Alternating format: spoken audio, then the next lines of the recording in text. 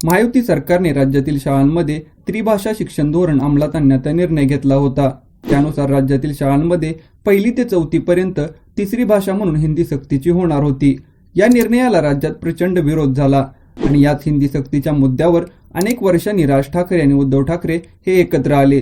जरी हा राजकीय विषय नसला तरी राज आणि उद्धव यांच्या युतीच्या दिशेने हे पहिलं पाऊल असू शकतं असं देखील बोललं जात आहे।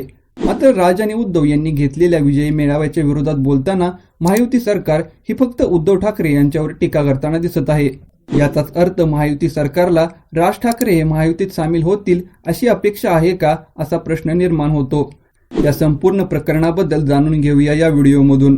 नमस्कार, मी एपी आणि तुम्ही पाहताय मुद्द्याचं बोला। मराठीच्या मुद्द्यावर ठाकरेंची एकी महाराष्ट्रातील अनेकांनी पाहिली आहे।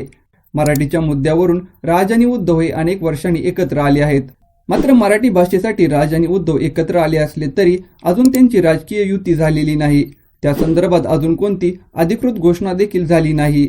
परिणामी राज ठाकरे हे महायुतीत येतील का अशी महायुतीला अपेक्षा आहे का असा प्रश्न उपस्थित होत आहे।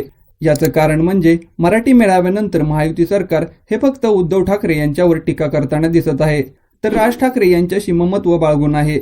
मराठी मेळाव्यानंतर उपमुख्यमंत्री एकनाथ शिंदे यांनी उद्धव ठाकरे यांच्यावर टीका केली आहे। ते म्हणाले, 3 वर्षापूर्वी आम्ही उठाव केला अन्यायाविरोधात, त्यातून ते अजून सावरले नाहीत। आता कोणाचा तरी हात पकडून ते उठण्याचा प्रयत्न करत आहेत। मेळाव्यात एकाने मराठीबद्दल असलेली तळमळ बोलून दाखवली, तर दुसऱ्याने सत्तेसाठी आणि खुर्चीसाठी असलेली मळमळ बोलून दाखवली। मेळाव्यात कोणताही झेंडा नाही असं म्हटलं जात होतं। हे फक्त एका वक्त्याने पथ्य पाळलं, मात्र दुसऱ्याने स्वार्थाचा झेंडा आणि सत्तेचा अजेंडा भाषणात बोलून दाखवला। अशा आशयाचे वक्तव्य एकनाथ शिंदे यांनी केलं आहे। या त्यांच्या वक्तव्यावरून हे स्पष्ट दिसून येत आहे की राज ठाकरे यांना सॉफ्ट कॉर्नर देऊन उद्धव ठाकरे यांच्यावर एकनाथ शिंदे यांनी टीका केली आहे। तर मुख्यमंत्री देवेंद्र फडणवीस यांनी देखील याच अर्थाचे विधान केलं आहे। ते म्हणाले, मला असं सांगण्यात आलं होतं की आज मराठीचा विजयी मेळावा आहे, पण त्या ठिकाणी रुदालीचं भाषण झालं। त्यांनी मराठीबाबत एक शब्द न बोलता आमचं सरकार पाडलं, आमचा पक्ष फोडला हे रडगाणं सुरू केलं। त्यामुळे हा मराठीचा विजयी मेळावा नव्हता, तर रुदाली रडणं होतं। या रुदालीचं दर्शन या ठिकाणी झालं असं प्रत्युत्तर देवेंद्र फडणवीस यांनी दिलं आहे। मुख्यमंत्री देवेंद्र फडणवीस आणि उपमुख्यमंत्री एकनाथ शिंदे यांच्या वक्तव्यावरून हे स्पष्ट दिसून येत आहे की ते उद्धव ठाकरे यांच्यावर टीका करत आहेत, तर राज ठाकरे यांना सॉफ्ट कॉर्नर देत आहेत। यावरून महायुतीला राज ठाकरे हे महायुतीत सहभागी होतील का अशी अपेक्षा आहे का असा प्रश्न निर्माण होत आहे। उद्धव ठाकरे हे आगामी काळात होणाऱ्या निवडणुका डोळ्यासमोर ठेवून सत्ताधाऱ्यांवर टीका करत आहेत असं शिवसेनेचं म्हणणं आहे। त्यामुळे आम्ही त्यांच्यावर टीका करत आहे असं शिवसेनेचं मत आहे।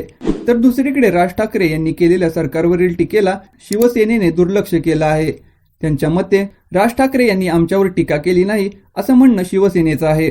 लोकसभा निवडणुकीत राज ठाकरे यांनी महायुतीला बिनशर्त पाठिंबा दिला होता, तर महाविकास आघाडीत सध्या 3 पक्ष आहेत। त्यामुळे आगामी काळात होणाऱ्या स्थानिक स्वराज्य संस्थांच्या निवडणुकीच्या पार्श्वभूमीवर राज ठाकरे यांनी महाविकास आघाडीत एंट्री केली तर आघाडीत 4 प्रमुख पक्ष होतील। मात्र राज ठाकरे हे महाविकास आघाडीत काँग्रेस असताना ते आघाडीत प्रवेश करतील का हा प्रश्न आहे।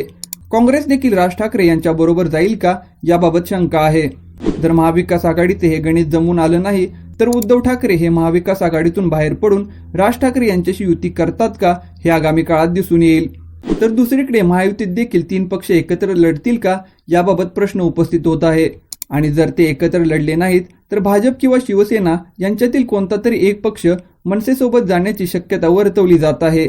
मात्र तुर्तास एका विजयी मेळाव्यात दोन्ही ठाकरे बंधू एकत्र आले असले तरी राज ठाकरे यांच्यावर टीका करणे हे महायुती टाळत आहे। त्या संपूर्ण प्रकरणासंदर्भात तुमचं मत काय आहे ते आम्हाला कमेंट बॉक्समध्ये नक्की कळवा।